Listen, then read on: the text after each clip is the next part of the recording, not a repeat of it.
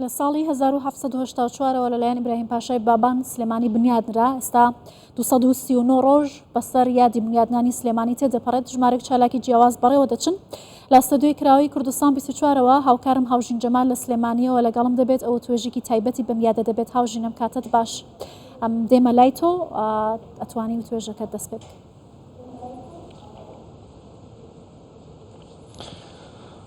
سڵاوتان لێبێت. ئەمڕۆ بۆ سلێمانی تەواو جیاوازە، بۆ هاوڵاتیانی پارێزگای سلێمانی تەواو جیاوازە. 239 ساڵ بەسەر بنیادنانی شاری سلێمانی تێپەڕ دەبێت.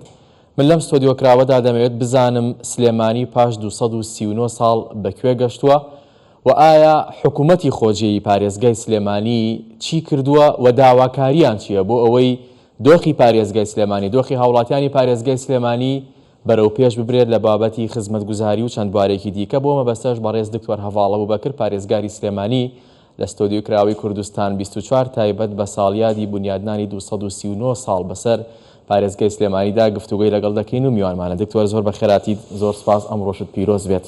سپاس دەیۆش پیرۆز. سپاس. قسەی جەنابەت چییە بەسەر تێپەڕبوونی 239 ساڵ بەسەر بنیادنانی شاری سلێمانی کە ئێستا جەنابەت پارێزگاری سلێمانیت؟ سلێمانی یەکێکە لە کۆنترین شوێنەوارە بەردەوامەکانی دنیا کە لە مێژووی قوڵی ئەتوانم بڵێم دەیان هەزار ساڵ لەمەوە پێشەوە تا ئێستا بە بەردەوامی ژیانی تیا بووە، ژیانکردن هەبووە. بەڵام بابانەکان وەکو شارێکی نوێ پێش 239 ساڵ لە ئێستا بنیاتیاننا لەسەر بنەما سەرەکیەکانی شارستانێتی و شارەوانی و شاری نوێ کە بازرگانی و پیشەسازی و ڕۆشنبیری بوو. لەوە دەستیان کرد بە دروستکردنی شار وەکو شارێکی نوێ، نەک گوندێک بێ بە گەورەدێ و دوایی بێ بە شارۆچکە و دوایی بێ بە شار. هەر لە سەرەتاوە بنیاتی شارێکی نوێیان بۆ دانا و ئەم شارە لەو کاتەوە تا ئێستا لە گەشەکردنی بەردەوامایە لەگەڵ هەموو ئەو ئالانگاری و ڕوبەڕووبوونەوە و شەڕ و بەریەکەوتن و بەردومانی ئینگلیز و ڕێکنەکەوتنی براکانی میرانی بابان و بەرداشی نێوان سەفەوی و عوسمانی و دەسەڵاتی پاشایەتی و ڕژێمی بەعس و تا بە شەڕی نەگریستی ناوخۆ و تا بە ئێستای ملیانە سیاسەکانەگا. بەڵام ئەم شارە توانیوێتی پایە سەرەکیەکانی خۆی لە شارسازی بپارێزێ و شارێکە بۆ دەوڵەتداری دروست کراوە لە مێژووی تازەیە. بابانیەکان وەکو پایتەختی مێنشینەکە دروستیان کردووە و لە دوای ئەوە یەکەم حکومڕانی خۆماڵی کوردی لە هەرێمی کوردستانی عێراقا لە سەردەمی مەلیک مەحموودە هەر لێرە بووەوە، دەوڵەتەکە بووە، مەملەکەتەکە بووە، پایتەختەکەی بووە.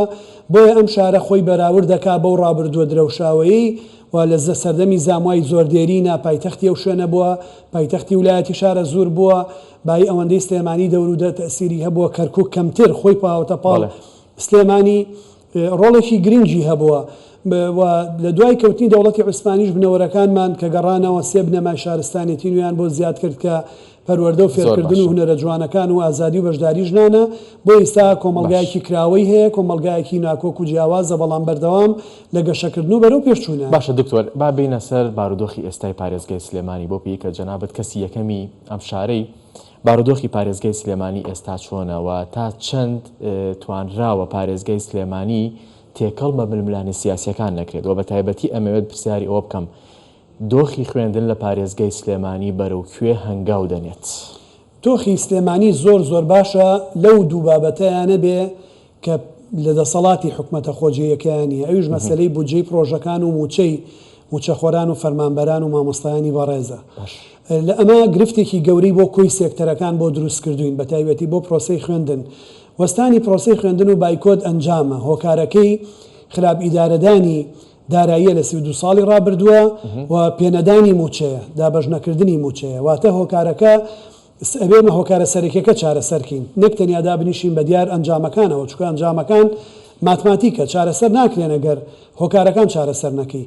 بۆیە من داوام لە هەموو لایە کردووە و لێرەوە دووپاتیەکەمەوە کە لە زووترین کاتە ئەبێ چارەسەرێکی ڕیشەی دابنرێ، ئەبێ حکوومەت وەزارەتە پەیوەندیدارەکان لەگەڵ یەکێتی مامۆستایان، لەگەڵ مامۆستایانی ناڕازی، لەگەڵ موچەخۆران دابنیشین، گفتوگۆیە بکەین، دیالۆگیە بکەین، لە یەکتری تێبگەین. چونکە شەڕی ئیرادە لە خزمەت و خوێندنا ناکرێت، شەڕی ئیدارە ئەکرێ. ئەم ئیدارەدانەش پێویستی بە هەمومانە، بە یەک لامان جێبەجێ ناکرێ.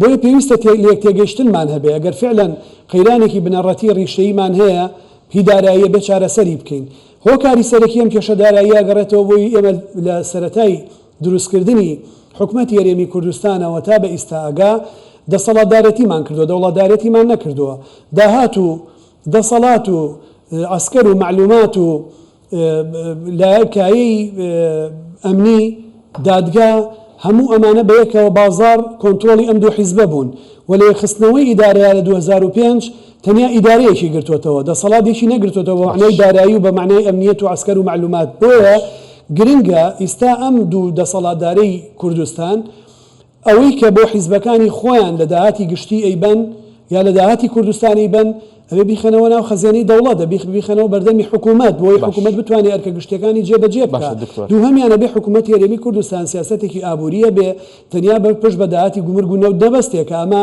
ئەسڵەن داهاتی گومرگ داهات نییە بنەمایەکی ئابووریە بۆ پاراستنی بەرهەمی خۆماڵی نابێت چاو لە زیادکردنی بێ سێهەمیان حکوومەتی ئیتیحادیە کە پابەندەکانی خۆی لە هیچ شتێکا بەرامبەر هەرێمەک و پێویست جێبەجێ نەکردووەوە ئەبێ یەکگرتوویەکی ناوماڵی کورد هەبێ و تارێکی هاوبەشە بێ ئامانج و کارێکی هاوبەشە بێ بۆی فشارەکانمان چرترکەینەوە تاکو حکوومەتی ئیتیحادی خۆی بە پشتیوانمان نەزانێ و بەڵام پشتمان بشکێنێ باشە دکتۆر تۆ چەند جارێک باسی دەوت کردووە کە حکوومەتی عێراق دەیەوێت پێشکەوتنەکانی هەرێمی کوردستان ڕابگرێت بۆیە ئەم بارودۆخی بەسەر هەرێمی کوردستاندا هێناوە ئەم بیرکردنەوەی ئەم یاخود ئەم تێڕوانینە لە بەغداوە تایبەت بە هەرێمی کوردستان بۆچی تا ئێستا هەروە بەردەوامە ئێمە ئەوەی حکوومەتی ئیتیحادی لەگەڵ ئێمە ئیکا بە تایبەتی لە ئیستایە ئەوەستێتە سەر تا دوای ئەنجامی هەڵبژاردننی ئەنجومەنی پارێزگاکان چکە نایەوێت هیچ وەرەقەیەک پیشانی کورد و ناوچەکانی 140 بە کە ئەو کەوتۆتە شێر فشاری ئەجەندایەکی کوردستانیەوە کە مافی خۆمانە بە پێی دەستور جگە